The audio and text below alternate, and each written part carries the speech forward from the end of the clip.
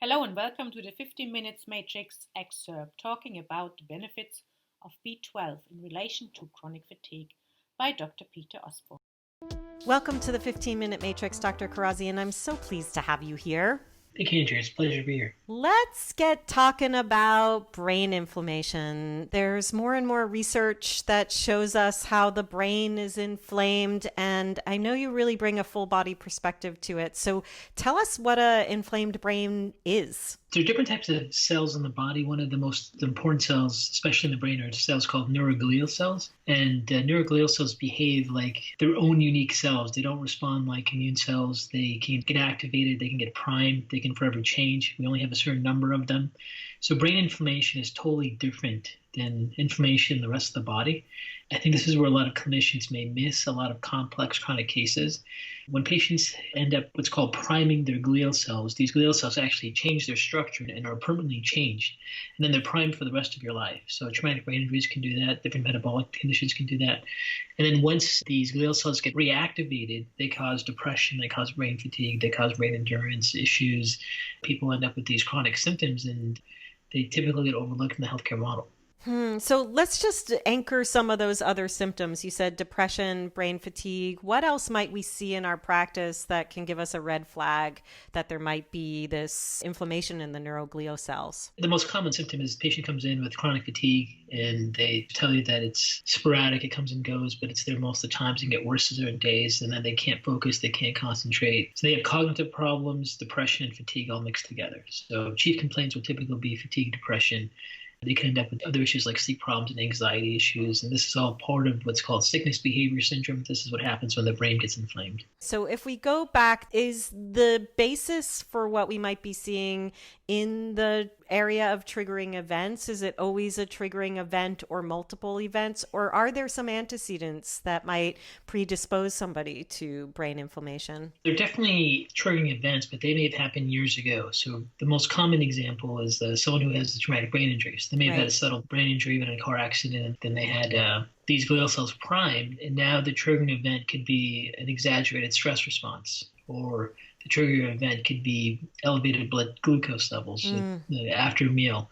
And then they get this brain fog and they get it all the time, and they're trying to treat it peripherally by doing other things, but really these glial cells need to be treated. And there's also concerns with blood-brain permeability, just like autoimmune diseases and inflammation can be triggered when the gut has permeability issues like leaky gut. There's also a blood-brain barrier that becomes leaky. These things can end up really triggering the event in a clinical setting. What about things like surgeries to the head and neck? Does that lead to any precursor for this inflammation? Absolutely. Any type of physical trauma to the brain of any kind, surgical or not, can really turn these glial cells on or prime them. So if we move over to the central, or what I call the soup of the functional nutrition matrix, I know that a lot of us as clinicians like to think about the gut-brain connection, and I know how you like to talk about how we need to go beyond the gut.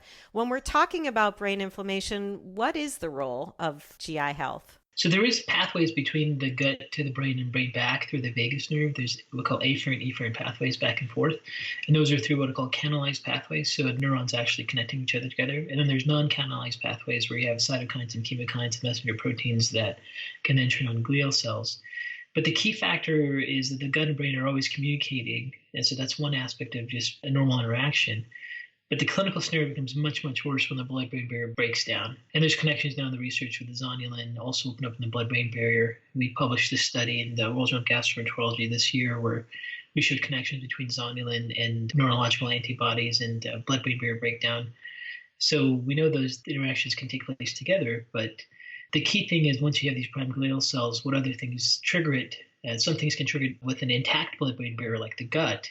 But the worst scenario is you have the blood-brain barrier become permeable, and then you have a whole list of inflammatory reaction that can take place. What are our interventions? Are we looking at doing the GI interventions that we already know and love for working on GI permeability and then taking those next steps as needed? Or are you able in an assessment to tell if it's both and, so to speak? There's a GI blood-brain barrier issue and there's this neuroglia cell inflammation. The GI component is definitely a big factor in this, but it's not the only part of it. Mm-hmm. So I think most people, when they fix the gut and they still have patients that have ongoing brain fog and cognitive decline and depression, you might have to just measure like blood-brain permeability and see if they have blood-brain barrier antibodies elevated and see if there's a leaky gut that's still going on, leaky brain, I should say.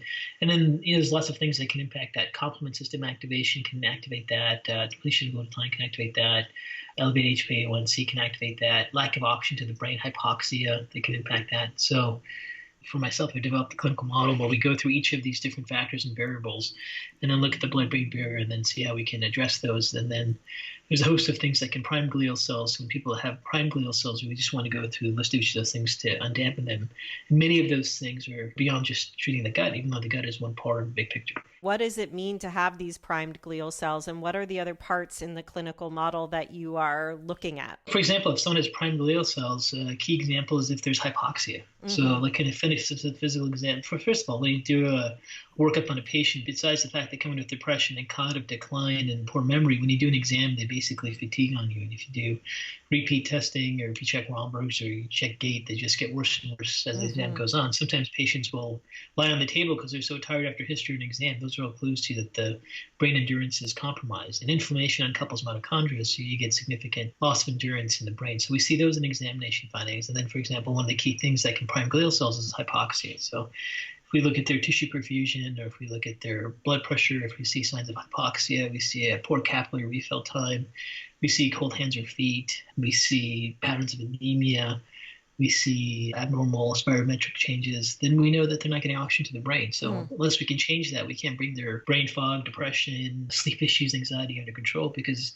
if they, let's say, have a history where they have prime glial cells and they are still hypoxic to the brain, then you can fix the gut and do all the things you want. You're not going to change that patient's physiology. Right. So this is that next step. These are, like I often say, the 20%. If we're looking at the Pareto principle, we need to think about the 20% who aren't getting better with the things that we believe will work, which brings us over to the right side of the matrix, the skills arena.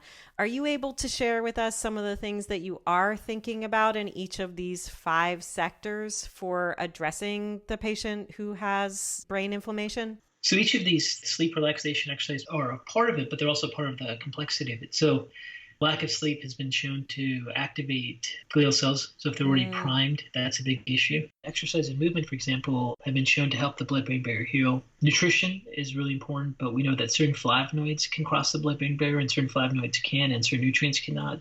So things like turmeric and resveratrol, as an example, can cross the blood-brain barrier. Not all antioxidants have an ability to do that. That can dampen the inflammatory response. Stress activates glial cells and breaks down the blood-brain barrier. So these are all factors that contribute to it, but also if the brain is inflamed and dysfunctional, they can cause all these dysfunctions too, where a person can't sleep, can't relax, has issues with hypothalamic pathways involved with autonomic function, and their physiology can be compromised too. So it's like a bidirectional interaction. Great way of putting it, bidirectional. I kind of want to get into a little bit of the science behind how these cells, these neuroglial cells, function differently than other inflammatory cells. Can you bring us into the science or biochemistry behind that a little bit? Sure. So there's different types of neuroglial cells. There's oligodendrocytes, there's astrocytes, there's microglia. And they all have different types of functions, but the key ones are astrocytes and microglia. Astrocytes are about 17% of the brain, and these cells control the blood-brain barrier, and they also help control releasing glutamate and GABA, and they help clear out the synaptic cleft.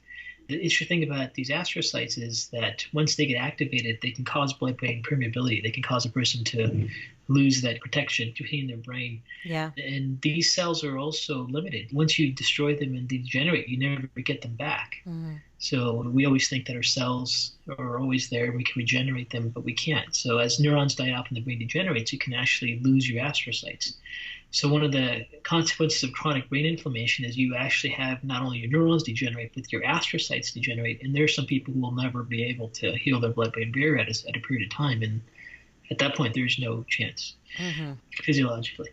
because they can't stop proteins and antibodies and things to get into the brain, and that causes significant neurodegenerative changes pretty quickly. So there is a time factor when you see neuroinflammation. If you can't get under control over a reasonable amount of time, then the astrocytes continue to degenerate. So that's one unique feature of these neuroglia. Then you have microglial cells, and microglial cells are involved with an arresting state with homeostasis, and they balance out our neurons and they clean out debris like amyloid plaques and alpha-synuclein. But when these microglia get turned on, they change their structure and they never go back to where they were. Now they're in an inflamed state. We can clinically change the expression of these microglia even though they're activated. There's an M1 pathway and an M2 pathway. M1 is inflammatory, M2 is anti-inflammatory. And this is where things like flavonoids, diet, nutrition, lifestyle can come in. But I think when we look at chronic patients, that 20% you talked about, there are a large group of them that have these prime neuroglial cells and brain inflammation, and they're not getting help unless there's an effective strategy to address the factors that can cause blood-brain permeability issues, and then factors that can switch these M1 expressions to M2 expressions. One of the things that I learned from you along the way, Dr. K, was really looking at labs through a different lens, really understanding functional lab chemistry. Are there particular regular old serum labs that you see as major factors that we could be regulating to help this patient? Basic markers like homocysteine and acute phase reactants like CRP ferritin, looking at CBC, looking at HbA1c, looking at GGT specifically, they're all routine. So they're still in basic blood chemistry. Those are all mechanisms that can impact blood-brain barrier permeability and also prime glial cells. Really important for us to back up and see how we can do clinical assessments that, when we understand how it functions and what's going on, lead us to more targeted interventions. Exactly. Is there anything else that you would want clinicians to know about brain inflammation that we didn't cover? I think the biggest mistake, especially functional medicine people do, is they try to simplify the approach and they assume if they just fix the gut, they fix everything. And there's a group of patients, like you said, that are more complex. Yeah. There's a large amount of patients that have neuroinflammation. And the key thing with neuroinflammation and these prime glial cells is they come and go. Some things trigger them, some things don't. So we have a pretty good list of many things that trigger them.